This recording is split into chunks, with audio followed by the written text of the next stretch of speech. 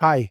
If you're a buyer in the DMV, DC, Maryland, and Virginia, as well as across the country, you find a house you want to see, you want to check it out, you call an agent to show you the house, and you run into something that people have found to be frustrating, annoying, and even feels like it's some sort of sales tactic. It's not, but that's certainly what it feels like, and it's understandable. You want to get in the car, you want to check out a house, and the agent says, before we tour, you have to sign a buyer agent agreement. Your first thought is, why? I'm not ready to commit. I'm not even sure I want to buy a house. Totally understandable. But something's changed, and it's all a result of the lawsuits against the National Association of Realtor, which settled a couple of years ago. And while it feels intrusive, it feels like a sales tactic, it feels gimmicky, it's not. It's actually required. And I'm going to give you some data on how this all works so you can understand it. First, I want to give you a little bit of a history. In the old days, as it were, listing agent contracted with a seller to sell his house, put it on the market.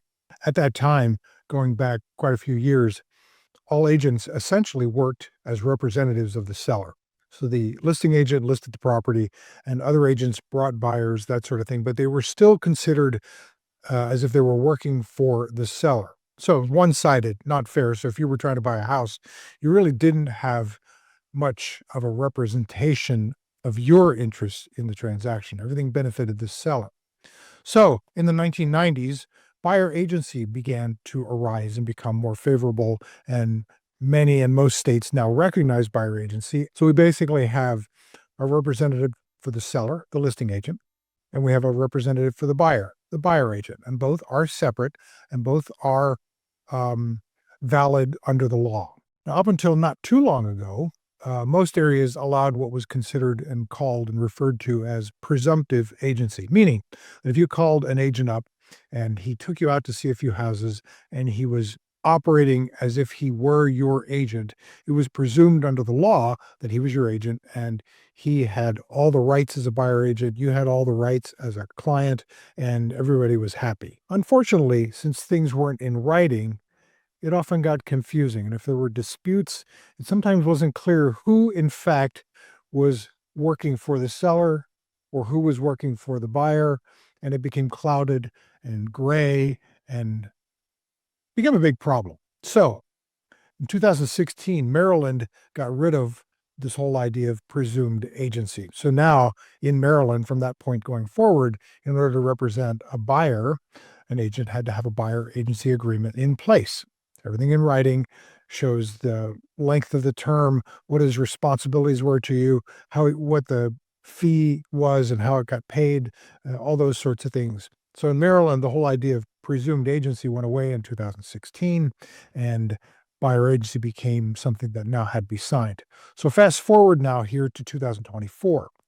What Maryland had done 8 years before now is becoming commonplace throughout the country. So in addition to Maryland, DC, and Virginia now require that you have a buyer agency agreement in place before you go tour a house. So now here's the problem.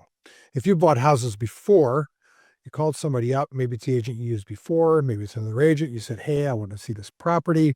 Agent was happy to jump in the car with you, go see it, check it out. And as you got to know each other, if the relationship worked out, then you'd sign the paperwork at some point later and it was official and it all worked out fine. So the bottom line is that if an agent is providing buyer representation services, he must, under the law, have a signed buyer agency agreement in place before he can do anything for you, which includes opening up that house's front door and showing you around. I mean, a lot of folks think that touring a house is just opening up a door and walking around. But when I'm with a buyer in a house, we're not just looking at a house together. We're talking about the neighborhood. We're talking about pricing strategies. We're talking about what are the prospects for resale down the road. So in the short time that we're touring that house, 20 minutes, half an hour or so, there's a whole lot more going on than simply touring a house and checking out what's behind the curtains. So the agreement isn't just paperwork. It actually defines what the relationship actually is. Now, just to back it up a little bit, we're talking about agency. Agency is essentially the concept of who represents whom. Who is being the advocate for which side of the transaction or the potential transaction. The listing agent, in order to put that property on the market in the first place, he's got a signed agreement that spells out the terms of that listing. So that's already in place. The buyer, if he goes into that house without having a signed buyer agency agreement, it's fair game. There's no one protecting him. So if there's ever a dispute, you could be caught with your pants down and in some trouble. So that's the reason for this interest and demand for buyer agency agreements. In the final analysis, it's a good thing, but in the meantime, it's created a lot of confusion. Now, if I represent you as a buyer, I owe you specific and particular duties under the law. You understand how I get paid. In the past, it was always sort of considered that the buyer agent services were free. They really aren't free. They're built into the transaction, but they were considered that the buyer agent fees were free because somebody else was paying for them somehow. The buyer was paying for them all along. It was just built into the transaction. And in that agreement, you're also going to spell out the types and locations of properties, the time frame that you're going to do it. There's usually a cancellation clause. There's lots of different things built into these agreements that actually protect you as the buyer. And what a buyer agency doesn't do is force you to buy a home. If you're going along and you're, touring houses, checking them out, and you want to buy a house, and then you find out later something's changed in life, or you just realize that it's just not possible in your circumstances, well, that relationship can be ended.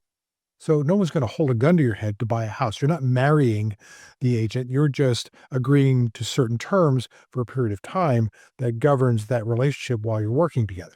And in most cases, there is no cost unless you actually find a house, buy it, and settle on it. Some agents do charge retainers. Some agents do have cancellation fees. That's pretty rare. And you can find plenty of agents that don't. So the bottom line is, if you sign a buyer agency agreement, rarely are you going to incur any sort of financial obligation and if there is one, it's going to be built into that agreement, so you're going to know about it. Now, without that signed buyer agency agreement, there are certain things you're going to miss out on. One is loyalty. That agent, if you sign that agreement and he signs it as well, he has to be loyal to you and you're loyal to him. So that's a big factor here. Without that, his loyalties align and lie somewhere else than you. So having that buyer agency agreement signed and in place provides loyalty between you and he or she. There is confidentiality. Your agent can't just tell anybody anything just to try to get you the sale. You have certain rights to keep things confidential. You have certain rights to let things be known, and that's totally up to you and dictated by you, and that's covered by the agreement as well. So your agent can't just say, oh, well, I know they're giving you this price, but they'd go up to here. No, if he did that and you found out about it, he could be in serious trouble. He's an advocate for you or she, and that person's responsibility is to work for your interests and negotiate for your desires and wants, not his or hers. And the whole thing is set up so that all sides are treated fairly. Even though I, as a buyer agent, might have a responsibility for my seller, I do also have a responsibility to be fair to all the parties involved. But the bottom line is, a signed buyer agency agreement means that I'm on your side if I am your buyer agent representative.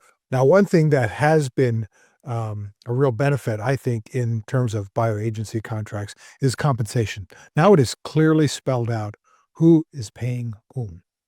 The seller is often paying the buyer agent fees, but not always, but in most cases they still are. But that's spelled out in the agreement. It's also spelled out in the contract for the sale as well. But when one signs a buyer agency agreement with the broker, with the agent, it is very clear how payment gets made. And in the event that one party is not paying it, where does it come from in that particular transaction?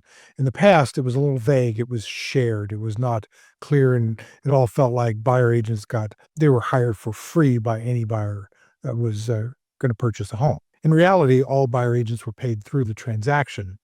But now it's just more clearly laid out that where that money, in fact, comes from and how it's paid. It has happened in past times where if someone was working with an agent and they may have been working for some months or years towards trying to make a purchase, and then the client goes into a transaction with another agent, that the person who was working with them for that weeks or months or years did a lot of work for nothing. We try to avoid that. And so the buyer agency agreement does help protect the agent from working for nothing. The big deal, however, though, is the agency agreements help remove any confusion as to who is responsible for what, who represents whom, so that in the event there's a dispute, we know where the responsibility for any issues should lie. Now, even after everything I've said here, and people have heard this, there are still objections to this practice. Feels like a commitment, feels like I'm getting stuck, those sorts of things. And you're actually not. You're not committing to buying a house.